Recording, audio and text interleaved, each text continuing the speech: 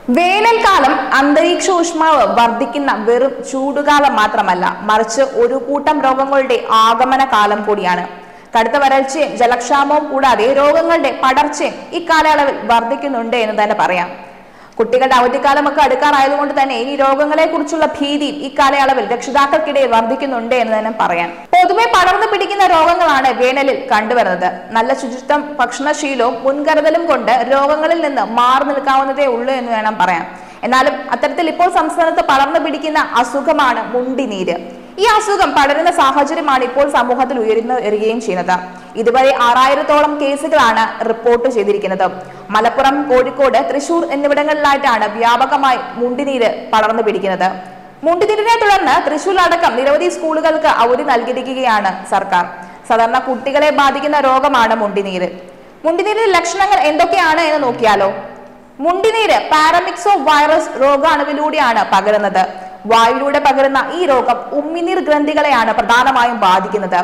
രോഗം ബാധിച്ചവരിൽ അണുബാധ ഉണ്ടായി ഗ്രന്ഥികളിൽ വീക്കം കണ്ടു തുടങ്ങുന്നതിന് തൊട്ടു മുമ്പ്, വീക്കം കണ്ടു തുടങ്ങിയ ശേഷം 4 മുതൽ 6 ദിവസം വരെയുമാണ് രോഗം സാധാരണയായി പകരുന്നത്. കുട്ടികളിലാണ് കൂടുതൽ രോഗം കണ്ടുവരുന്നത്. എങ്കിലും മുതിർന്നവരെ ഇത് ബാധിക്കാറുണ്ട് എന്ന് തന്നെ വേണം പറയാം. എന്നാൽ മുണ്ടിനീരിനെ ഭയക്കേണ്ടതുണ്ടോ എന്ന് ചോദിച്ചാൽ മുണ്ടിനീരിനെ ഭയക്കേണ്ടതില്ല എന്ന് തന്നെ വേണം പറയാൻ. ആരോഗ്യവകുപ്പ് ഇക്കാര്യത്തിൽ നിർദ്ദേശങ്ങളുമായി രംഗത്തെത്തുകയും ചെയ്തിട്ടുണ്ട്. എന്നാൽ ജാഗ്രത വേണമെന്നാണ് അവർ പറയുന്നത്. ഈ രോഗം കുട്ടികളിൽ നിന്ന് മുതിർന്നവരിലേക്കും പകരാം.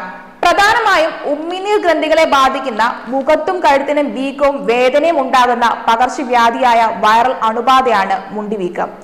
മസ്തിഷ്ക രോഗമായ മെനിഞ്ചൈറ്റിസ്, ബധിരത, വൃഷ്ണങ്ങളിലോ അണ്ഡാശയങ്ങളിലോ ഉള്ള വീക്കം തുടങ്ങിയ ഗുരുതരമായ സങ്കീർണതകൾക്കും ഇത് കാരണമാകും. ലക്ഷണങ്ങൾ എന്തെല്ലാം നോക്കിയാൽ, ഈ രോഗം മിക്സോ വൈറസ് പരോഡൈറ്റിസ് എന്ന വൈറസ് മൂലമാണ് പകരുന്നത്. ചെവിയുടെ താഴെ കവിളിന്റെ വശങ്ങളിലാണ് പ്രധാനമായും വീക്കം ഉണ്ടാകാം. ഇത് മുഖത്തിന്റെ ഒരു വശത്തെയോ അല്ലെങ്കിൽ 2 വശങ്ങളെയോ ബാധിക്കാം. ചെറിയ പനിയും തലവേദനയുമാണ് പ്രാരംഭ ലക്ഷണങ്ങൾ. വായ തുറക്കുന്നതിനും ഭക്ഷണം ചവച്ചിറക്കുന്നതിനും വെള്ളം കുടിച്ചിറക്കുന്നതിനുമെല്ലാം പ്രയാസം നേരിടുകയും ചെയ്യും. ക്ഷീണവും വിശപ്പില്ലായ്മയെല്ലാം മുണ്ടിനീരിനെ തുടർന്നുണ്ടാവുന്ന ലക്ഷണങ്ങളാണ്. ഈ രോഗം പകരുമോ എന്ന കാര്യത്തിൽ സാധ്യതയുണ്ട്. എന്നാൽ തീർച്ചയായും പകരുന്ന രോഗം തന്നെയാണ് എന്ന് വേണം പറയാൻ. ഉമിനീർ വഴിയോ നേരിട്ടുള്ള സ്പർശനം വഴിയോ രോഗം പകരാം. രോഗാണുക്കൾ ശരീരത്തിന്റെ പ്രവേശിച്ച് 2 മുതൽ 18 വരെയുള്ള ദിവസങ്ങൾക്കുള്ളിൽ ലക്ഷണങ്ങൾ കാണിച്ചു തുടങ്ങുകയും ചെയ്യും. ഉമിനീരുണ്ടാക്കുന്ന പരോട്ടിഡ് ഗ്രന്ഥികളെയാണ് ഇവ ബാധിക്കുക. വീക്കം കണ്ടു തുടങ്ങുന്നതിന്റെ 5 ദിവസം മുമ്പ് മുതലേ പകരാൻ സാധ്യത ഉണ്ട്. അതുപോലെ തന്നെ രോഗലക്ഷണങ്ങൾ ഉണ്ടായാൽ എത്രയും പെട്ടെന്ന് ആരോഗ്യ പ്രവർത്തകരെ വിവരം അറിയിക്കുകയും വേണം.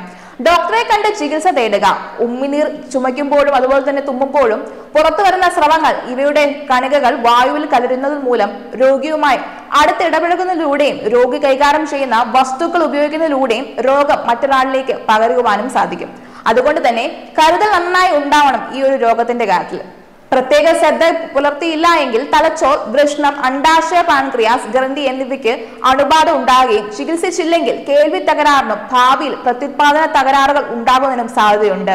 തലച്ചോറിനെ ബാധിച്ചാൽ ഗുരുതരമായ എൻസഫലൈറ്റിസ് എന്ന അവസ്ഥ ഉണ്ടാകാൻ ഇടയുമുണ്ട്. ഇനി എങ്ങനെ മുണ്ടിനീരിനെ പ്രതിരോധിക്കാം എന്ന് നോക്കിയാലോ. AMR വാക്സിൻ ആണ് പ്രധാന പ്രതിരോധം. നേരത്തെ ഇത് കുഞ്ഞുങ്ങൾക്ക് സൗജന്യമായി നൽകിയിരുന്നു. പക്ഷെ 2018 ഇത് നിർത്തലാക്കുകയും ചെയ്തു.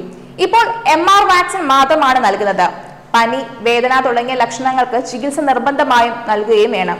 ഇതിനോടൊപ്പം തന്നെ ധാരാളം വെള്ളം കുടിക്കുകയും ചെയ്യണം. പ്രത്യേക ശ്രദ്ധ നൽകിയില്ല എങ്കിൽ തലച്ചോർ, വൃഷ്ണം, അണ്ഡാശയം എന്നീ ശരീരഭാഗങ്ങളെ രോഗം ബാധിക്കും. അസുഖബാധിതർ പൂർണ്ണമായും മാറുന്നതുവരെ വീട്ടിൽ വിശ്രമിക്കുക. മറ്റുള്ളവരുമായി സമ്പർക്കം ഒഴിവാക്കുക. രോഗികൾ ധാരാളം വെള്ളം കുടിക്കുകയും പുളിപ്പുള്ള പഴച്ചാറുകൾ പോലുള്ള പാനീയങ്ങൾ കുടിക്കേണ്ടതും ഇല്ല. ചവയ്ക്കാൻ ബുദ്ധിമുട്ടില്ലാത്ത നേർത്ത ഭക്ഷണങ്ങൾ മാത്രം കഴിക്കുക.